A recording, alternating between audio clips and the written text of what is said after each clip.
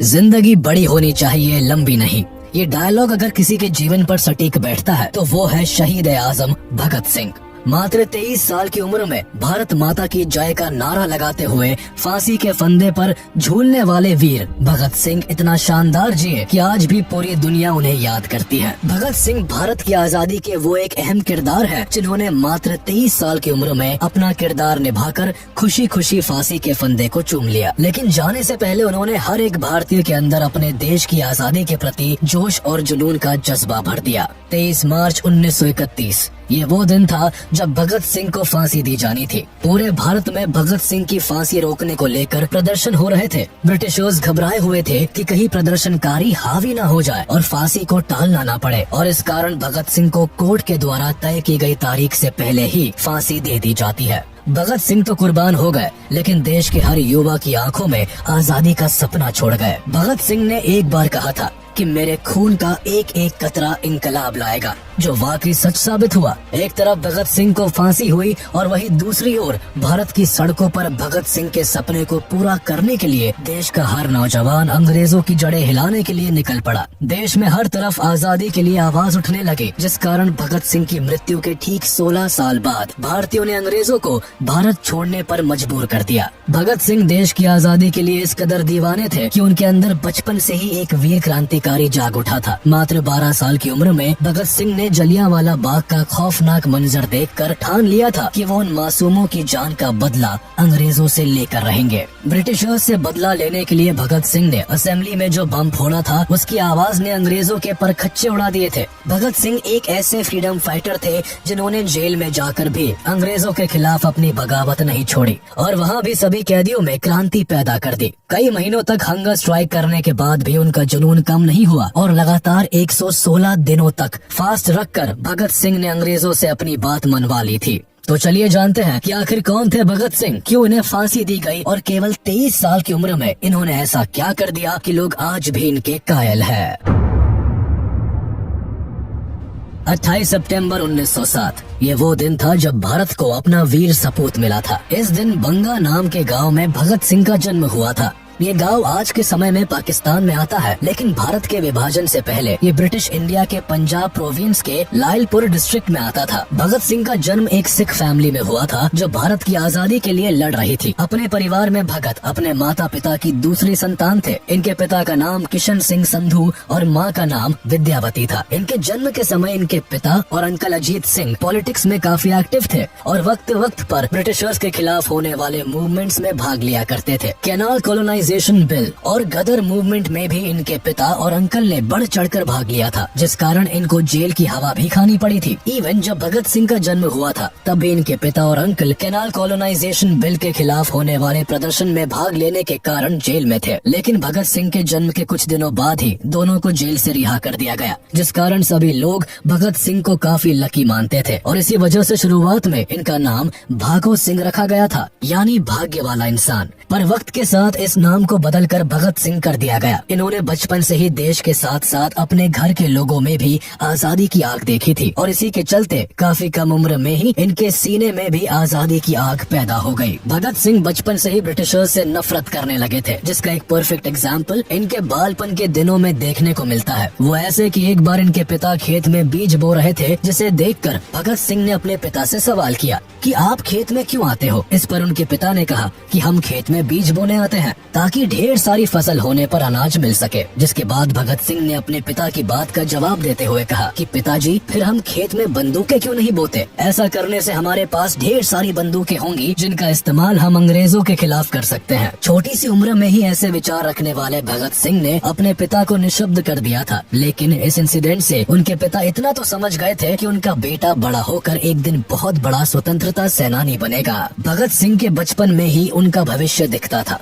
ये छोटी उम्र में भी ऐसे खेल खेलते थे जिनसे इनकी सोच का पता चलता था। खेल के तौर पर ये अपने दोस्तों को 2 गुटों में बांट दिया करते थे और एक को भारतीय और एक को अंग्रेज बनाया करते थे और दोनों को आपस में लड़वाया करते थे। बचपन से ही ये बड़े होकर इंडियन नेशनल मूवमेंट का पार्ट बनना चाहते थे, जिस कारण दिन दुनिया की खबरों पर भी इनकी नजरें काफी तेज हुआ करती थी। भगत सिंह पढ़ाई लिखाई में काफी अच्छे थे। इन्हें इंटेलिजेंट बच्चों की कतार में पहले नंबर पर खड़ा किया जाता था। इन्हें पढ़ने का काफी शौक था, जिस कारण इन्होंने अपनी 5वीं तक की पढ़ाई गांव में ही की। लेकिन जब स्कूल बदलने का समय आया तो इन्होंने लाहौर के ब्रिटिश हुकूमत वाले स्कूल में दाखिला लेने से साफ मना कर दिया। ये कभी भी ब्रिटिशर्स को किसी भी तरह से सपोर्ट नहीं करना चाहते थे, जिस कारण जिद करके इन्होंने दयानंद एंग्लो वैदिक हाई स्कूल में अपना एडमिशन करवा लिया।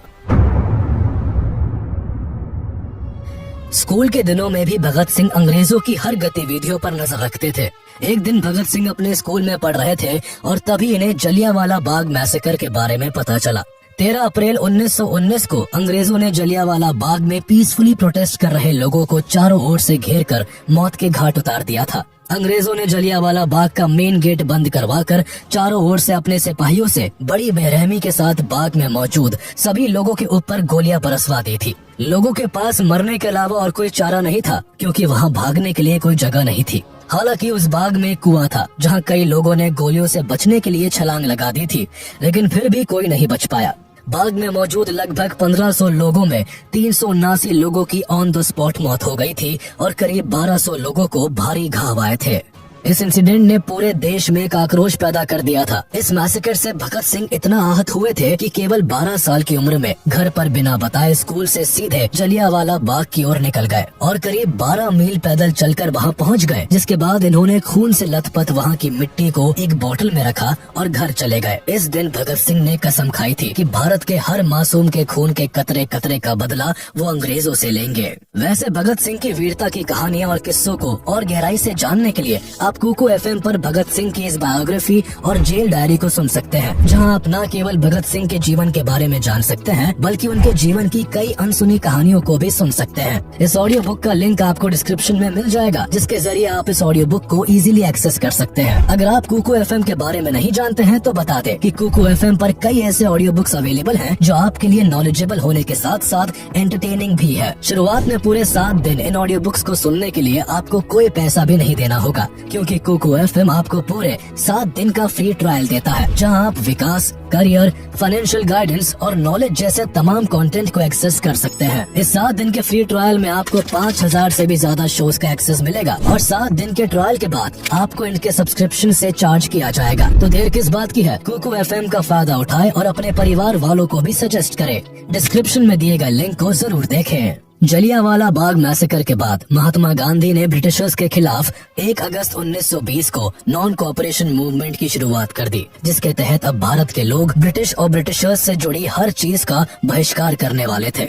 इस मूवमेंट में गांधी जी ने साफ कर दिया था कि स्वराज ही उनका अल्टीमेट गोल है। वो किसी भी कारण से ब्रिटिशर्स के नीचे अब दबने के लिए तैयार नहीं थे। इस मूवमेंट को पूरे भारत की ओर से सपोर्ट मिला। इसके तहत ब्रिटिश प्रोडक्ट से लेकर ब्रिटिश टाइटल और ऑफिसेस तक का बॉयकॉट किया जाने लगा। भगत सिंह भी गांधी जी के इस मूवमेंट से काफी प्रभावित हुए और उन्होंने गांधी जी के इस मूवमेंट को पूरे जोरों शोरों से सपोर्ट किया। भगत सिंह न केवल खुद बल्कि अपने दोस्तों को भी इस मूवमेंट में पार्ट लेने के लिए प्रोत्साहित किया करते थे। उन्होंने ब्रिटिशर्स द्वारा बनाए गए सामानों को जलाना शुरू कर दिया। वो सरेआम ब्रिटिश स्पॉन्सर्ड बुक्स को भी आग लगा दिया करते थे। कुल मिलाकर भगत सिंह को अब तक लगने लगा था कि ब्रिटिशर्स को गांधी जी ही हरा सकते हैं और अब भारत को जल्दी ही आजादी मिलने वाली है। लेकिन तभी एक इंसिडेंट होता है जो भगत सिंह को पूरी तरह से तोड़ देता है। दरअसल नॉन कोऑपरेशन मूवमेंट के समय सड़कों पर लोग ब्रिटिशर्स के खिलाफ अनआर्म्ड रहकर नारे लगाते थे। बेशक ब्रिटिशर्स को ये बात अच्छी नहीं लगती थी, जिसके लिए वो कई तरह के पैतरे भी आजमाते थे। एक बार इसी तरह नॉन कोऑपरेशन मूवमेंट के दौरान एक भीड़ नारे लगाती हुई एक पुलिस स्टेशन के पास पहुंच जाती है, जहां पुलिस वाले भारतीयों को नारेबाजी न करने के लिए धमकाते हैं। लेकिन जब भारतीय नहीं मानते तो पुलिस वाले उन पर गोलियां चला देते हैं, जिसमें कई लोग मारे जाते हैं। अपने लोगों को मरता देख भीड़ बेकाबू हो जाती है। ये देख पुलिस वाले डर के मारे पुलिस स्टेशन के अंदर जाकर छिप जाते हैं, जिसके बाद पूरी भीड़ पुलिस स्टेशन को ही आग के हवाले कर देती है। इस इंसिडेंट को चौरी चौरा कांड के नाम से जाना जाता है, जिसमें कुछ भारतीयों के साथ पूरे 23 पुलिस वाले मारे जाते हैं। अब गांधी जी को इसके बारे में पता चलता है तो वो फौरन नॉन कोऑपरेशन मूवमेंट को वापस ले लेते हैं। मूवमेंट वापस लेने के कारण भगत सिंह के साथ भारत के कई लोगों को काफी बुरा लगता है। कोई नहीं चाहता था कि इतना आगे आकर अब पीछे जाया जाए।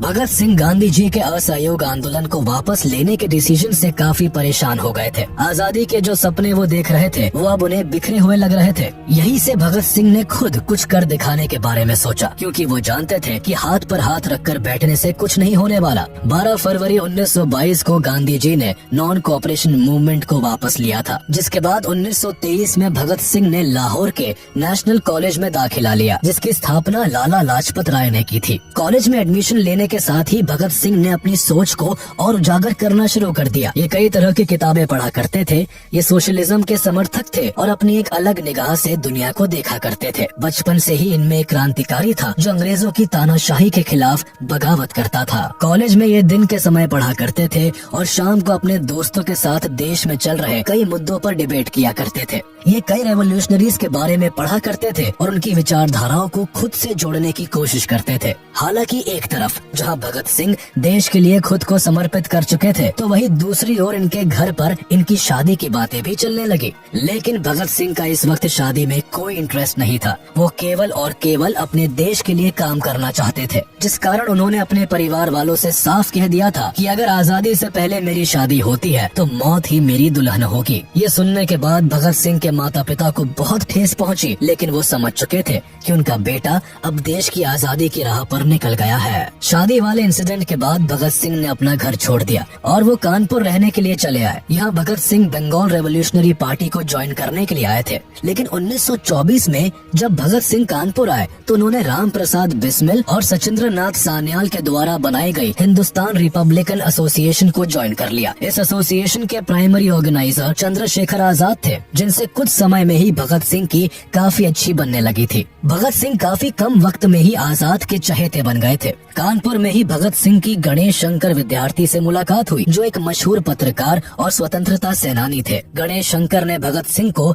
अपने पीरियोडिकल ऑफिस में काम पर रख लिया। इनका प्रताप नाम का एक साप्ताहिक पत्र भी निकला करता था, जिसमें भगत सिंह ने बलवंत के नाम से लिखना शुरू कर दिया। प्रताप में सिंह कई और ग्रेट रेवोल्यूशनरीज की ऑटोबायोग्राफीज को लिखा और ट्रांसलेट किया करते थे। पूरा देश इनके लिखने के तरीके को काफी पसंद किया करता था। यह वही समय था जब भगत सिंह के थॉट प्रोवोकिंग आर्टिकल से इम्प्रेस होकर सचिंद्र नाथ सान्याल ने उन्हें चंद्रशेखर आजाद से मिलवाया था। कुल मिलाकर भगत सिंह का छोटा पर काफी सक्सेसफुल जर्नलिस्टिक करियर रहा, जहां इन्होंने कई मैगजीन्स के साथ मिलकर काम किया और काफी नाम कमाया। इन्होंने कीर्ति, प्रताप, वीर अर्जुन, मतवाला, प्रभा और वंदे मातरम जैसी मैगजीन्स और न्यूज़पेपर्स के लिए काम किया था और हर जगह से इन्हें काफी प्रशंसा मिली। हर कोई इनके लेख का कायल था। इनकी पर्सनालिटी की तरह इनका लिखने का अंदाज भी जरा हटकर था। ये अपनी लिखने की ताकत से ही ब्रिटिशर्स के पुर्जे हिला दिया करते थे। इनका लिखा हुआ पढ़ने भर से ही देश की जनता में अंग्रेजों के खिलाफ लड़ने की एक शक्ति पैदा हो जाती थी। इनके लिखे कई आर्टिकल्स को तो अंग्रेजों ने बैन भी करवा दिया था। अंग्रेज अब तक भगत सिंह को पहचानने लगे थे, लेकिन भगत सिंह कहाँ किसी से डरने वालों में से थे।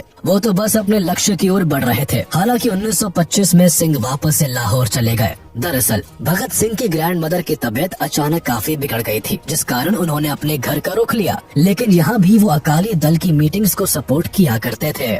हालांकि अभी तक भगत सिंह किसी ऐसी ऑर्गेनाइजेशन से नहीं जुड़े थे जो ब्रिटिशर्स के खिलाफ सख्त कदम उठाए या उनका बॉयकॉट करे, और इसी कारण मार्च 1926 में भगत सिंह और उनके कलीग्स ने एक यूथ ऑर्गेनाइजेशन की स्थापना की, जिसे नौजवान भारत सभा का नाम मिला। इस ऑर्गेनाइजेशन को ओरिजिनली लाहौर में एस्टैब्लिश किया गया था, लेकिन इसको अमृतसर से ऑर्गेनाइज किया जाता था। नौजवान भारत सभा का मेन एम भारत के यूथ्स को जगाना था। इस सभा की मदद से भगत सिंह पंजाब के यंग स्टूडेंट्स एंड वर्कर्स को नेशनलिस्ट एंड रेवोल्यूशनरी आइडियोलॉजीज की ओर बढ़ा रहे थे।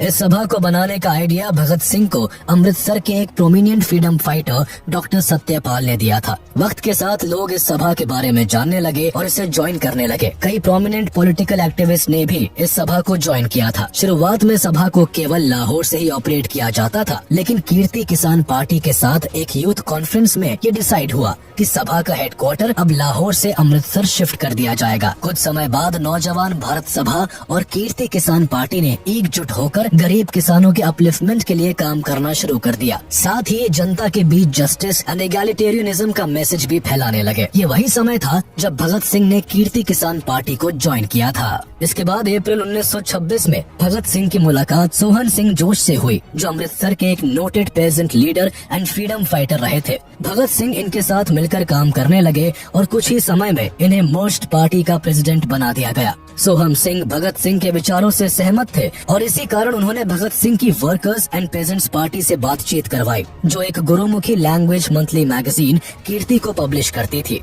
सिंह ने इस मैगजीन के लिए लिखना शुरू कर दिया और अगले 1 साल तक भगत सिंह जोश के साथ काम करते रहे, जिस दौरान इनकी सभा ने लोगों के बीच अपनी आइडियोलॉजी को फैलाने के लिए कई पैम्पलेट्स और ट्रैक्ट्स पब्लिश किए और कॉलोनियल गवर्नमेंट के अनजस्ट मेजर्स के खिलाफ डेमोन्स्ट्रेशंस ऑर्गेनाइज किए। भगत सिंह कीर्ति में एक से बढ़कर एक एंटी कॉलोनियल आर्टिकल्स लिखा करते थे, जिस कारण कुछ ही समय में भगत सिंह ब्रिटिशर्स की आंखों का कांटा बनने लगे। यही नहीं, भगत सिंह की आइडियोलॉजी और लेख से भारत के यूथ पर उनका काफी इन्फ्लुएंस पड़ने लगा, जो ब्रिटिशर्स के लिए एक बड़ी परेशानी बनने लगी थी। ब्रिटिशर्स कैसे भी करके भगत सिंह को रोकना चाहते थे, लेकिन इसके लिए उनके पास कोई रास्ता नहीं था। लेकिन हमेशा से छल कपट के सहारे अपना काम निकालने वाले ब्रिटिशर्स अपना रंग दिखाते हैं और 1927 में भगत सिंह को अरेस्ट कर लेते हैं। अरेस्ट के समय ब्रिटिशर्स 9 अगस्त 1925 को हुई काकोरी ट्रेन रॉबरी और अक्टूबर 1926 में हुए लाहौर बॉम्बिंग में भगत सिंह के शामिल होने का इल्जाम लगाते हैं। दरअसल काकोरी एक्शन को करवाने की जिम्मेदारी हिंदुस्तान रिपब्लिकन एसोसिएशन HRA लेता है और उस समय भगत सिंह भी इस ऑर्गेनाइजेशन के पार्ट थे,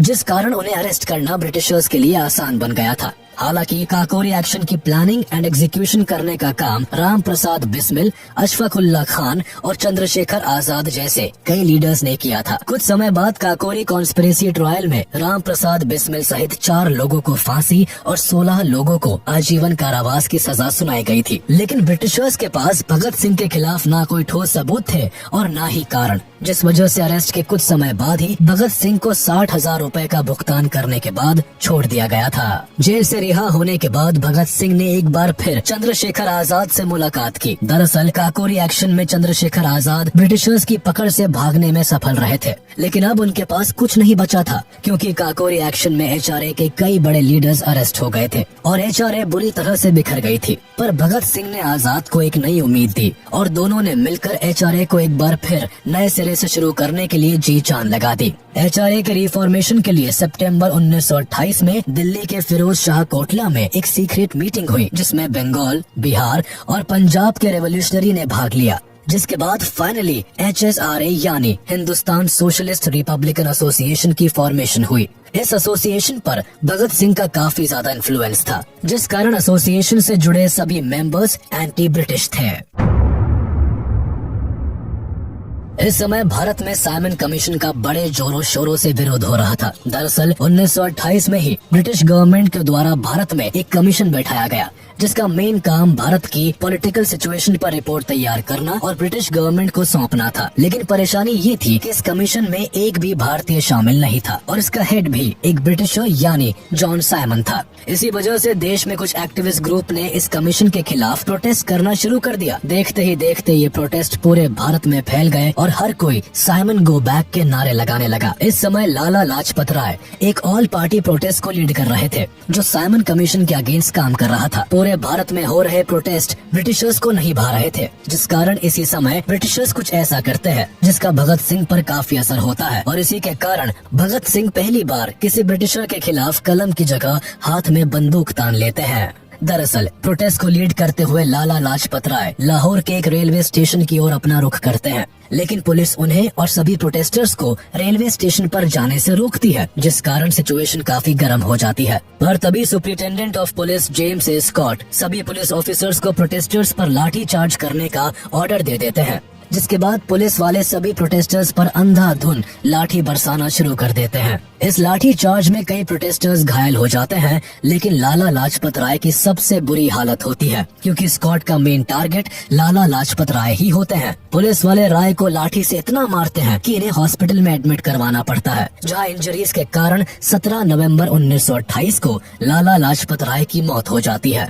लाला लाजपत राय की मौत के बाद डॉक्टर्स भी इस बात को कंफर्म करते हैं कि सेवरल इंजरीज के कारण ही राय की मौत हुई है। हालांकि बाद में जब यूनाइटेड किंगडम पार्लियामेंट में राय की मौत का मुद्दा उठाया जाता है तो ब्रिटिश गवर्नमेंट राय की मौत में खुद को निर्दोषी बताती है। लाला लाजपत राय की मौत ने भगत सिंह को अंदर से झकझोर कर रख दिया था। भगत सिंह अब हर हाल में ब्रिटिशर्स से बदला लेना चाहते थे और इसी बदले की आग में फाइनली भगत सिंह और उनके सभी रेवोल्यूशनरी साथियों ने मिलकर जेम्स ए स्कॉट की हत्या करने की योजना बनाई। इस योजना को बनाने के लिए भगत सिंह और सभी क्रांतिकारियों ने एक मीटिंग रखी जिसमें ये तय हुआ कि अब फाइनली ब्रिटिशर्स को अपने किए हुए का चुकाना पड़ेगा। इस बैठक में स्कॉट के मर्डर का प्लान बनाने में राजगुरु, सुखदेव, चंद्रशेखर आजाद और जय गोपाल जैसे क्रांतिकारी भी शामिल थे। स्कॉट के मर्डर प्लान में HSRA के भी सभी मेंबर्स ने साथ दिया था। प्लान के मुताबिक भगत सिंह के साथ सभी क्रांतिकारियों को पुलिस स्टेशन के पास छिपकर स्कॉट के स्टेशन से बाहर निकलने का इंतजार करना था और जैसे ही स्कॉट स्टेशन से बाहर आते वैसे ही उन्हें गोली मारकर भाग जाना था। लेकिन असल में प्लान जैसा बनाया गया था वैसे एग्जीक्यूट नहीं हो पाया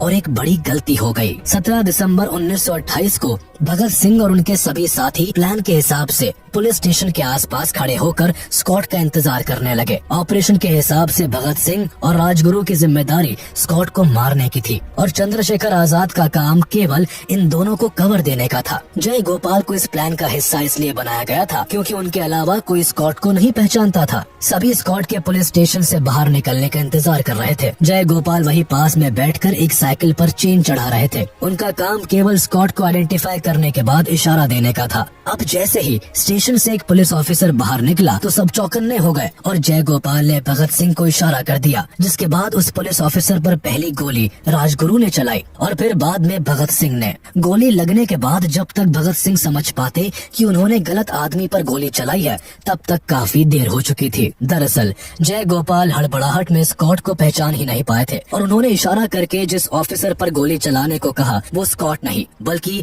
ASP जॉन पी सॉन्डर्स थे। कई गोलियां लगने के कारण जॉन पी सॉन्डर्स की मौके पर ही मौत हो गई। सॉन्डर्स के मर्डर के कारण भगत सिंह और उनके सभी साथियों को पकड़ने के लिए पुलिस ने अपनी सर्च ऑपरेशन तेज कर दी और शहर के सभी एंटर और एग्जिट पॉइंट्स को ब्लॉक करवा दिया, जिस कारण भगत सिंह का पुलिस की नजरों से बचकर भाग निकलना काफी मुश्किल हो गया था। इसलिए भागने के लिए भगत सिंह एक प्लान बनाते हैं जिसे एग्जीक्यूट करने के लिए 19 दिसंबर 1928 को सुखदेव HSRA के मेंबर प्रोफेसर भगवती चरण वोहरा की वाइफ दुर्गावती देवी को बुलाते हैं जो भगत सिंह की भागने में मदद करती है। प्लानिंग के हिसाब से राजगुरु और भगत सिंह को लाहौर से एक ट्रेन पकड़नी थी जो भटिंडा होते हुए कलकत्ता जाती। इस दौरान भगत सिंह अपना पूरा लुक बदल लेते हैं। एक पंजाबी होने के बाद भी भगत सिंह अपने बाल और दाढ़ी कटवा लेते हैं। इनका अटायर भी वेस्टर्न होता है। वही सुखदेव भगत सिंह के नौकर बनते हैं और दुर्गा भाभी भगत सिंह की वाइफ। भगत सिंह और सुखदेव सेफ्टी के लिए अपने पास एक रिवॉल्वर भी रखते हैं, जिसके बाद फाइनली सभी भागने में सफल होते हैं।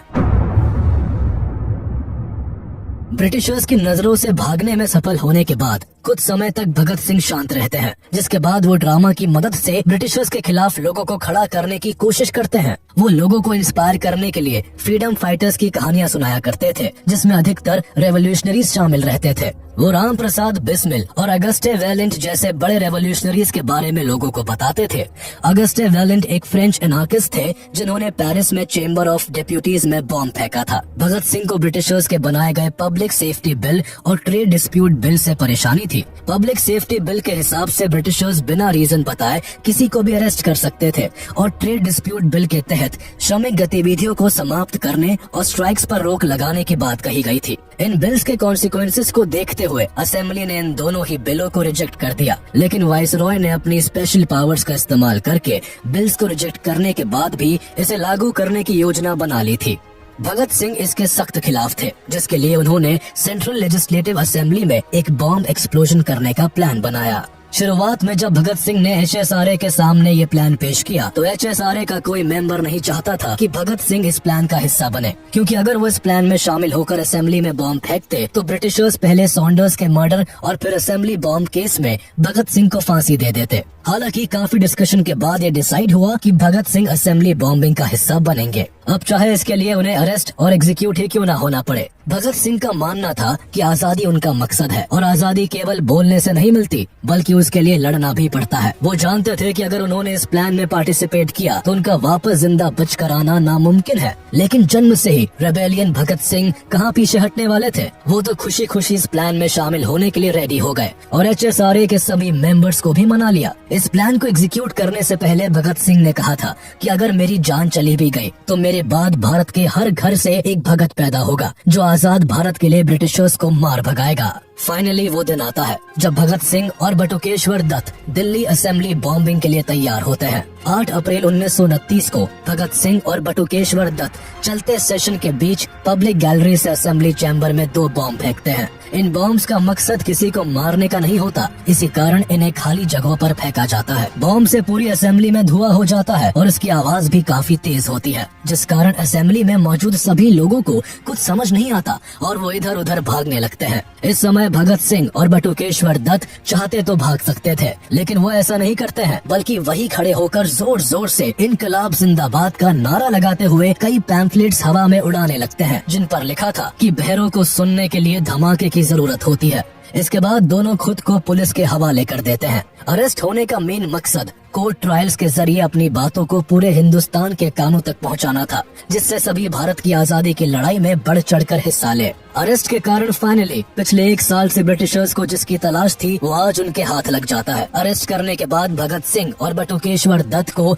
लाहौर के बोस्टल जेल में डाल दिया जाता है, जहां 10 जुलाई 1929 को दोनों के ऊपर मुकदमा शुरू होता है। 7 मई 1929 को भगत सिंह और बटुकेश्वर दत्त पर 2 केसेस के लिए ट्रायल्स चलते हैं, जिसमें एक असेंबली बॉम्ब केस के लिए और दूसरा सॉन्डर्स मर्डर के लिए। दोनों ट्रायल्स में भगत सिंह अपनी साइड से कॉन्फिडेंट रहते हैं, लेकिन ब्रिटिशर्स को तो कैसे भी करके भगत सिंह को फांसी देनी थी। ट्रायल्स की शुरुआत में भगत सिंह और दत्त अपने केस को बहुत सीरियसली लड़ते हैं, लेकिन वक्त के साथ इन्हें समझ आने लगता है कि वो चाहे कितनी भी कोशिश क्यों ना कर ले, ब्रिटिशर्स उन्हें अब जेल से घर वापस कभी नहीं जाने देंगे। ट्रायल्स की शुरुआत में बटुकेश्वर दत्त की ओर से अफसर अली केस को लड़ते हैं, तो वही भगत सिंह अपना केस खुद लड़ने का फैसला लेते हैं। भगत सिंह स्टार्टिंग से ही अपना स्टैंड क्लियर करते हुए चलते हैं। वो रेवोल्यूशनरीज के बारे में कहते हैं कि जब अग्रेसिवली तरीके से फोर्स का इस्तेमाल किया जाता है तो वो वायलेंस और अनजस्टिफाइबल कहलाता है, लेकिन जब किसी लेजिटिमेट कॉज को आगे बढ़ाने के लिए इसका इस्तेमाल किया जाता है तो इसका अपना मॉरल जस्टिफिकेशन होता है।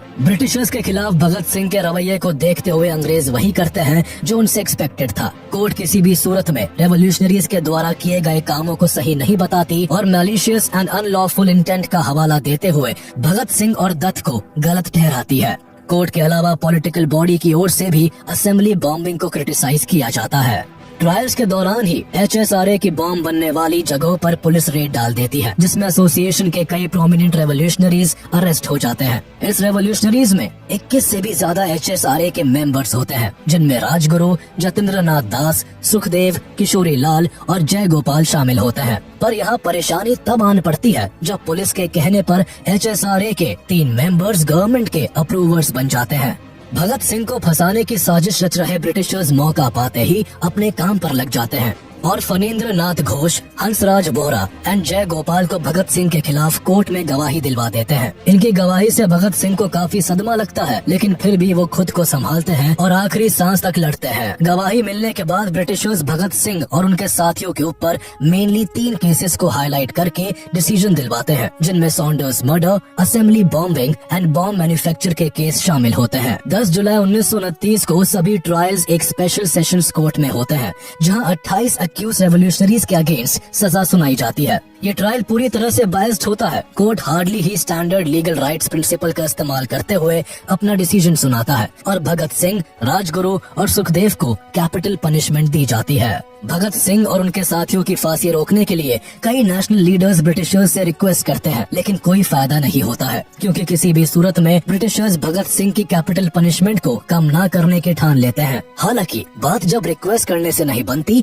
तो HSRA के अटर्नीज भगत सिंह को बचाने के लिए हेबियस कॉर्पस पिटीशन को फाइल करते हैं, लेकिन इसे भी जज विस्काउंट ड्यूनेडिन के द्वारा डिनाई कर दिया जाता है। भारत के कई लीडर्स भगत सिंह को बचाने की पूरी कोशिश करते हैं, लेकिन चाहकर भी कोई फांसी को नहीं रोक पाता। इवन जेल में रहने के दौरान भगत सिंह के पिता उन्हें लिखते भी है कि वो उन्हें बचाने के लिए पूरी कोशिश कर रहे हैं, और अब वो लेटर लिखकर ब्रिटिश गवर्नमेंट से भगत सिंह को फांसी न देने की रिक्वेस्ट करेंगे। लेकिन भगत सिंह अपने पिता को साफ शब्दों में लिखकर साफ कर देते हैं कि उन्हें किसी की मर्जी की जरूरत नहीं है, और जिस रास्ते पर वो है, ये रास्ता उन्होंने अपने लिए खुद चुना है। डेथ सेंटेंस सुनाने के बाद भगत सिंह और उनके साथियों को दिल्ली जेल से शिफ्ट करके सेंट्रल जेल मियानवाली भेज दिया जाता है। यहाँ जब भगत सिंह आते हैं तो वो इंडियन प्रिजनर्स और यूरोपियन प्रिजनर्स में हो रहे डिस्क्रिमिनेशन को देखकर दंग रह जाते हैं। इस जेल में भारतीय कैदियों की हालत बद से बदतर होती है। उन्हें न ठीक तरह से खाना दिया जाता था और न पानी, न उनके सोने की कोई साफ जगह थी और न ही रहने की। भगत सिंह ने उस जेल में रह रहे भारतीयों की हालत को सुधारने के लिए ब्रिटिशर्स से मांग करनी शुरू कर दी। इन मांगों में इक्वालिटी के साथ food standards, clothing, toiletries, hygienic necessities और बुक्स एंड डेली न्यूज़पेपर की डिमांड की गई थी। इसके साथ ही भगत सिंह ने पहले ही ब्रिटिशर्स को ये साफ कर दिया था कि जेल में वो किसी तरह की फोर्स्ड मैनुअल लेबर और अनडिग्निफाइड वर्क को नहीं करेंगे। हालांकि ब्रिटिशर्स ने भगत सिंह की बेसिक नेसेसिटीज को भी नहीं माना, जिसके बाद भगत सिंह ने सबसे ज्यादा 116 दिनों तक हंगर स्ट्राइक करके हिस्ट्री का एक रिकॉर्ड बना देते हैं। इस समय भगत सिंह हंगर स्ट्राइक करके ब्रिटिशर्स से जेल में रह रहे भारतीयों के लिए इक्वालिटी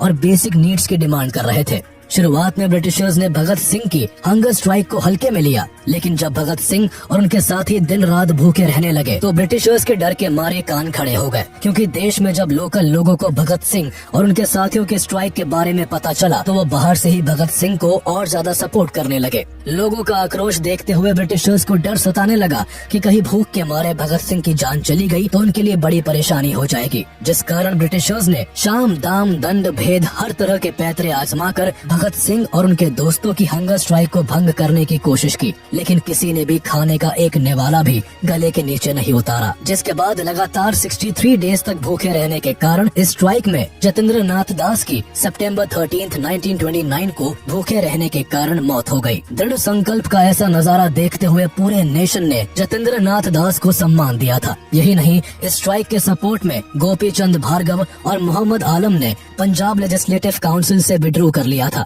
वहीं पंडित जवाहरलाल नेहरू ने ब्रिटिश गवर्नमेंट को लाहौर कैप्टिव्स में इनह्यूमन ट्रीटमेंट करने के लिए उन्हें क्रिटिसाइज किया था। साथ ही नेहरू ने सेंट्रल असेंबली में लाहौर कैप्टिव्स के साथ हो रहे इनह्यूमन ट्रीटमेंट को रोकने के लिए एक एडजर्नमेंट मोशन भी स्पॉन्सर किया था।